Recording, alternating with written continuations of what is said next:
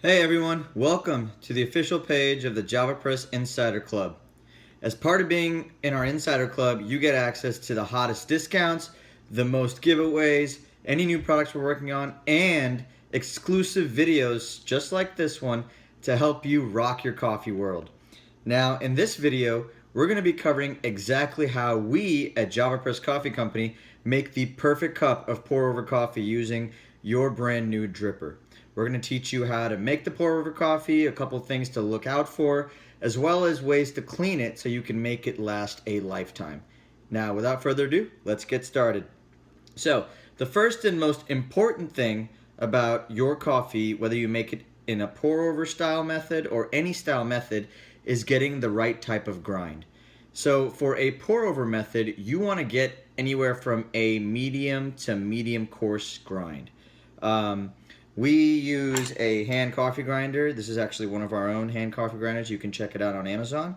But in our hand coffee grinder, we set it to about a medium to medium coarse setting and just grind away.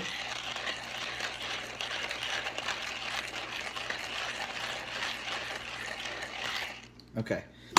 And the reason you want it to be a medium to medium coarse setting is because of the time it takes to brew.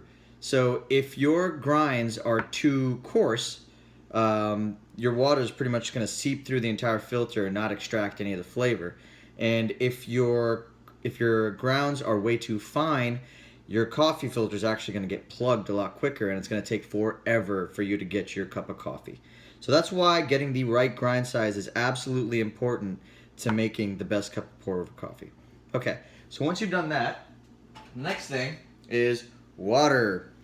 Now, there's a couple different ways to get water at the right temperature for your pour-over dripper. The first method is to use a kettle.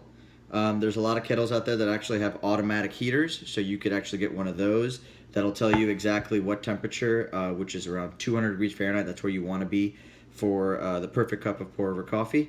There are some kettles out there that have those little heaters at the bottom. This is my kettle right here. It does not have a heater at the bottom, so I follow a generic standard method of thumb. Get it to a consistent boil, and then take it off for about 30 to 40 seconds, and it should be ready to rumble. If you don't have a kettle and you don't have no desire in getting a kettle, another option would be to just get one of these little coffee mugs, whatever mug you're going to use to make the coffee, put some water in it, go to the microwave and heat it up for about 2 minutes, and let it sit for about 20 seconds before you come over here and pour it into your coffee. Any of those methods work. Personally, I like the gooseneck kettles, which is what this little spout is. It's a gooseneck because it gives you more control over how you can pour the coffee and allows you to extract all of your coffee in a very even manner. So the first step is to purely just wet your filter. Just wet it real quick. This way your coffee filter is ready and primed for use. When the coffee touches it, it's not going to be absolutely cold, which, as I mentioned, temperature is pretty much everything in the pour-over method. So once you've wet this just a slight bit, I'm going to go ahead and pour the coffee in there. Now, I grind about 17 grams of whole bean coffee for every cup. So, like I said, I like my coffee somewhat strong. That is a little bit strong, but that's what I found to work incredibly well for a method like this. Anywhere from 2 to 3 tablespoons of ground coffee should work, and that's that. Okay. So now that you've wet your filter and put your ground coffee in here, then the next step is to bloom the coffee. Now, what does that mean?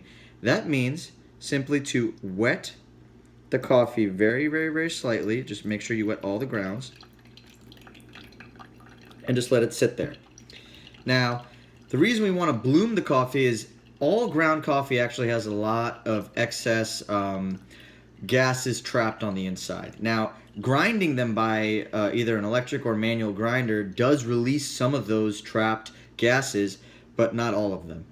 So when you contact ground coffee to boiling hot water, it actually releases some of the unwanted gases such as CO2 to just give you a pure coffee that has delightful flavors and delightful aromas that you've grown to love in your daily coffee.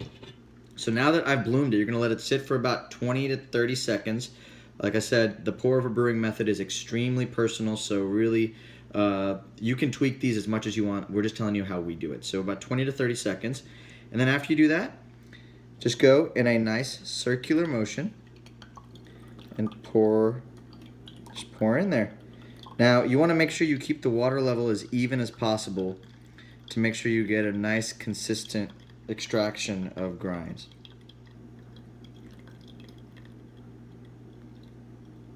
And that's it. You just keep going in that consistent fashion. And then at the very end, you just pour it all down the middle. And then, that's it. Now you wait for your coffee to drip. During this time frame, it's usually in the mornings for me. I like to go ahead and get my backpack ready, make sure I've got all my affairs in order, take care of any last minute things, because it'll take about, anywhere from 60 to 80 seconds to drip all the way through. So I basically go ahead and take care of all sorts of stuff while it's dripping, so it's a great way to multitask in the morning and get yourself a nice cup of coffee to go. So, it's going to drip. And it's going to take its time, of course, because this is a reusable coffee dripper and the grounds do get stuck to the bottom, okay? So a good way to sort of undo those grounds is really just to stir the pot.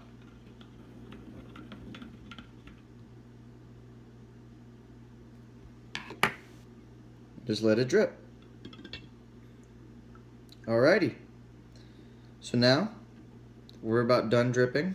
Or maybe I'm just being a little impatient because I really want my coffee, but it should take anywhere from 60 to 80 seconds to drip through for 1 cup of coffee, okay? You are going to have some coffee sitting in the filter at the very end. That's totally normal.